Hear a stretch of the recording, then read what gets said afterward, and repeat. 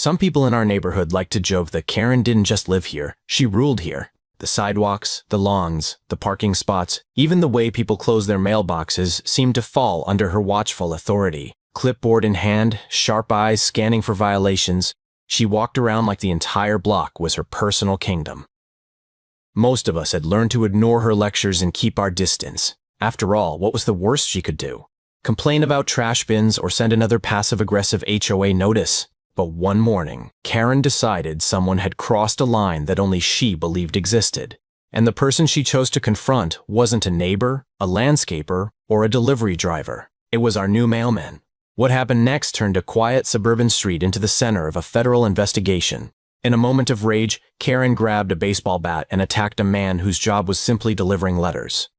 The strike lasted seconds, but the consequences would follow her for years, because Karen believed she was enforcing the HOA authority. What she didn't realize was that she had just committed a federal crime.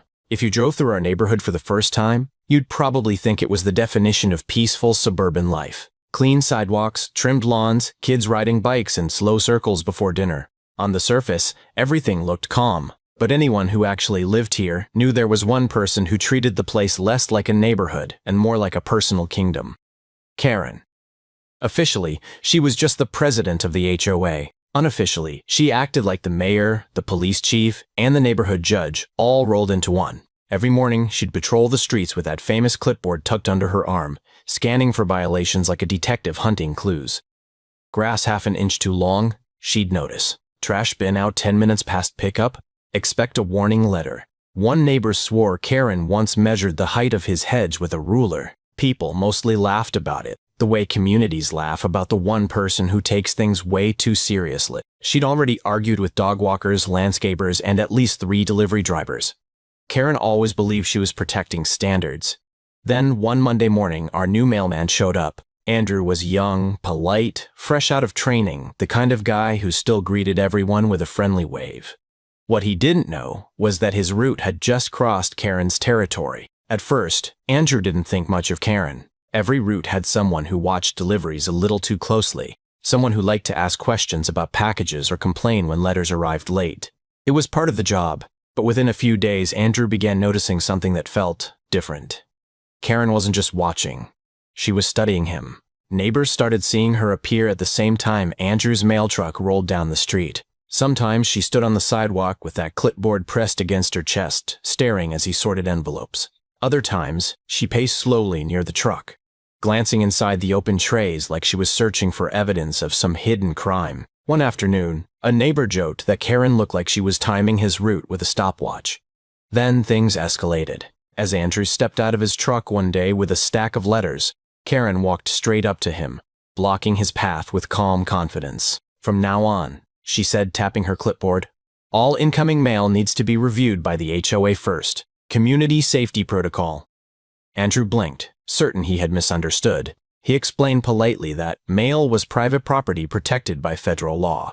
No one, not even an HOA, had the right to inspect it. Karen's smile slowly faded. Her voice turned colder. "If you don't cooperate," she warned quietly, "you won't be delivering mail here much longer." 3 days passed, and for a moment it seemed like the tension might simply fade away. That morning looked like every other quiet morning on our street. The sun was out, sprinklers ticked softly across green lawns, and somewhere down the block, a dog barked lazily at passing cars. Andrew's mail truck rolled in right on schedule, a familiar sound of its engine blending into the calm rhythm of the neighborhood. He stepped out with a bundle of letters tucked under his arm, moving from mailbox to mailbox like he always did. Then Karen appeared. She stepped out from behind a tall hedge near the corner house, arms stiff at her sides, sunglasses hiding her eyes. She walked straight toward Andrew and planted herself directly in his path. "And over the mail," she said flatly.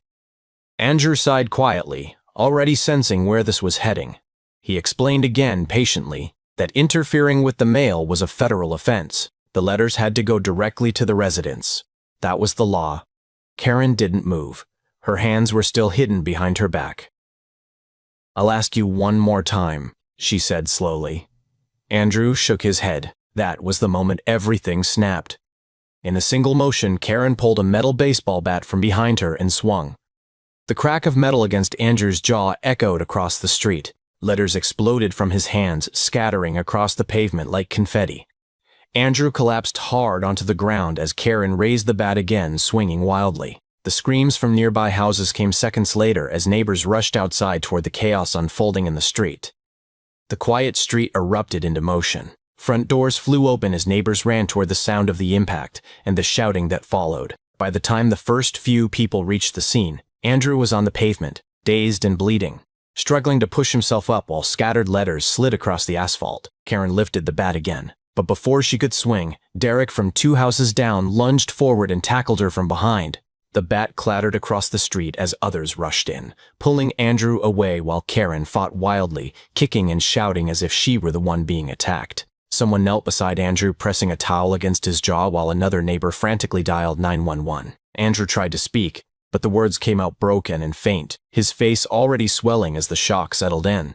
Karen, meanwhile, kept yelling about rules, about protecting the neighborhood, about enforcing the HOA authority. To her, this was still some kind of twisted duty. Sirens cut through the tension minutes later as police cars rolled onto the block, lights flashing across the quiet houses. Paramedics quickly loaded Andrew into the ambulance while officers tried to calm the chaotic scene. Karen stood nearby, breathing heavily, insisting she had done nothing wrong. But the moment one officer mentioned the words federal employee, something in her expression finally shifted. For the next few days, the neighborhood felt strangely quiet. People spoke in low voices when they passed each other on the sidewalks, replaying the moment over and over. Andrew was still in the hospital recovering, and the story had already begun spreading beyond our block. What many of us didn't realize yet was that the situation had moved far beyond a neighborhood dispute. Because Andrew wasn't just any worker, he was a federal employee. Early one morning, just after sunrise, several dark vehicles rolled slowly into the neighborhood. Men in plain jackets stepped out, followed by uniformed officers, postal inspectors, federal investigators, even a couple of agents who quietly introduced themselves as part of a federal task force. They walked straight up Karen's driveway. Neighbors watched from their windows and porches as the door opened and Karen stepped outside, clearly confused by the sudden attention. Within seconds, voices were raised. Karen started arguing loudly, insisting she had every right to control male activity within the HOA. But the agents weren't there to debate neighborhood policies. They calmly explained the charges: assaulting a federal postal worker, obstructing the delivery of U.S. mail, and interfering with a protected federal service. The words landed heavier than anything said before.